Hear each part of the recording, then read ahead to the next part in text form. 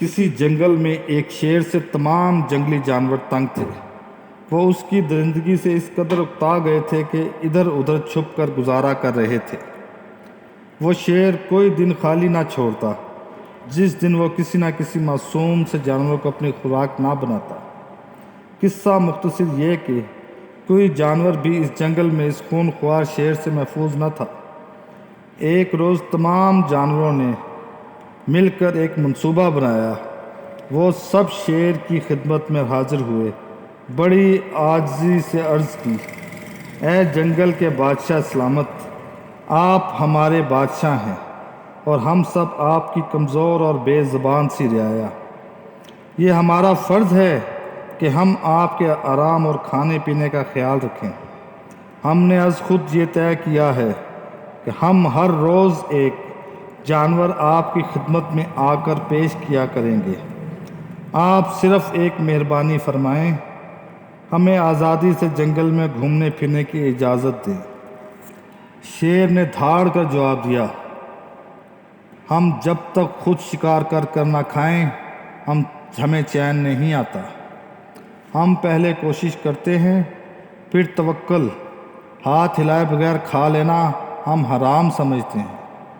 ہم دوسروں کا مال کھانے والے نہیں۔ جنگل کے جانوروں اور اس خونخوار شیر کے درمیان بڑی دیر تک بحث چلتی رہی۔ بڑی مشکل سے وہ اس بات پر رضامند ہوا کہ تمام جانور مقررہ وقت پر روزانہ ایک زندہ جانور پہلے سے مقرر جگہ پر پہنچا دیا کریں۔ جانور روزانہ قرآن اندازی کے ذریعے ایک جانور علیحدہ کرتے اور شیر کے کھانے کے لیے بھیج دیا کرتے۔ شیر بھی خوش تھا، اسے اس وقت پر زندہ جانور مل جاتا ہے اور اسے شکار کے لیے ادھر ادھر بھاگنے کی ضرورت نہیں رہتی۔ وہ اب جنگل کے جانوروں کو تنگ بالکل نہیں کرتا تھا۔ پھر ایک روز ایسا ہوا، قرآن اندازی میں خرگوش کا نام نکل آیا۔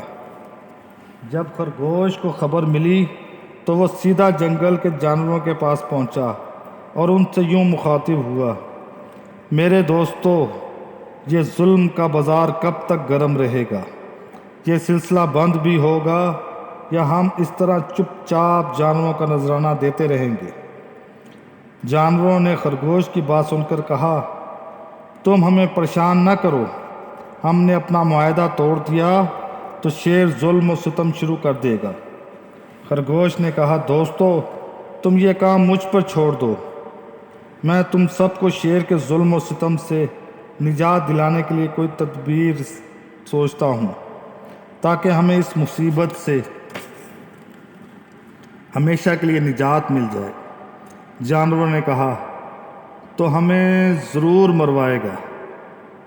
گدھے، اپنی حیثیت دیکھ، یہ کام تمہارے بس کا نہیں۔ خرگوش نے کہا، تم نہیں جانتے، خدا تو چونٹی سے ہاتھی کو مروا دیتا ہے۔ صبر سے کام لو، دیکھو تو صحیح کیا بنتا ہے۔ مایوس نہ ہو دوستو۔ خرگوش نے جانوروں کو بتایا کہ اسے ایک تدبیر ایسی سوجھی ہے جس سے یہ مسئلہ ہمیشہ کے لیے حل ہو جانے جا رہا ہے۔ جانوروں نے وہ تدبیر جاننے کی کوشش کی تو خرگوش نے نہ بتایا۔ دوستو، راز کی بات سر عام کھول دینا عقل مندی نہیں ہوتی، اس سے جان کو بھی خطرہ لاحق ہو سکتا ہے، نہ ہی ہر راز بتانے والا ہوتا ہے۔ مولانا رومی رحمۃ اللہ علیہ فرماتے ہیں، ان 3 چیزوں کے بارے میں زبان مت کھولو، سفر، سونا یعنی مال اور دولت، اور مذہب، منزل، اس لیے ان 3 چیزوں کے دشمن کھات میں بیٹھے ہوئے ہوتے ہیں۔ خرگوش وقت مقررہ سے 1 گھنٹہ دیر سے شیر کی طرف روانہ ہوا۔ شیر سخت ناراض ہوا، وہ غیظ و غضب میں دھاڑ رہا تھا۔ خرگوش شیر کے پاس پہنچا۔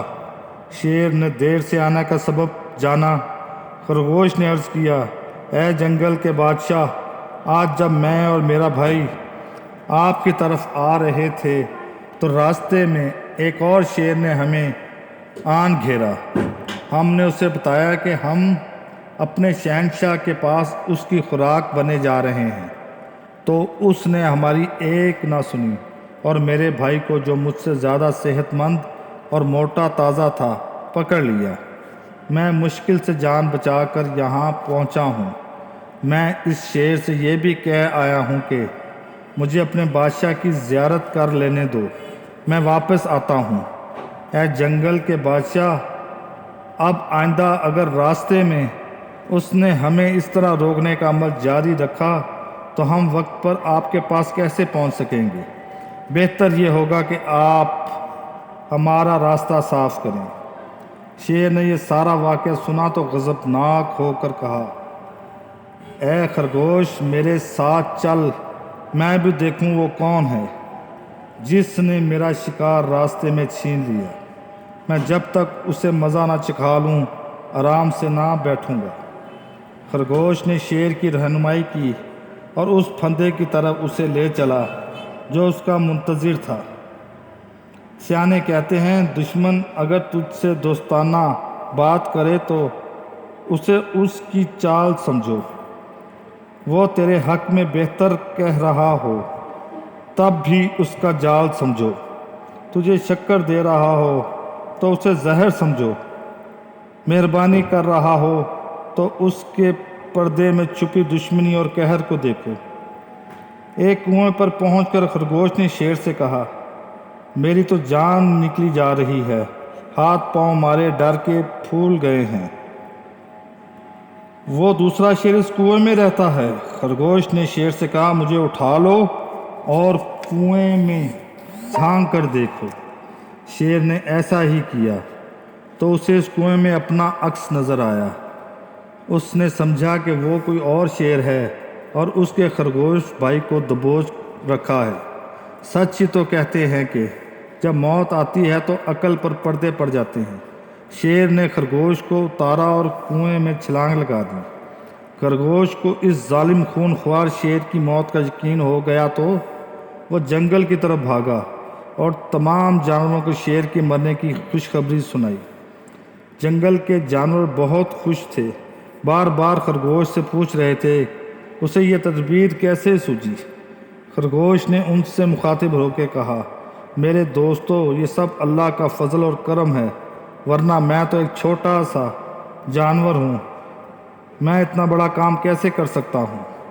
تعریف کے لائق بھی اس کی ذات ہے اور شکر بھی اس کا ادا کرنا چاہیے جس نے مجھے عقل اور حوصلہ اور اتنی سمجھ دی کہ میں نے یہ کام کر دکھایا۔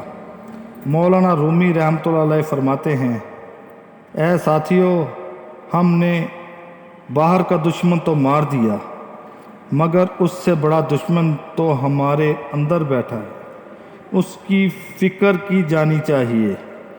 باطن میں بیٹھے ہوئے شیر کو قابو کرنا خرگوش جیسے جانور کا کام نہیں۔ سبق: اصل شیر صفے الٹنے والا بہادر اور جری انسان نہیں، بلکہ وہ ہے جو اپنے نفس امارہ کو شکست دے۔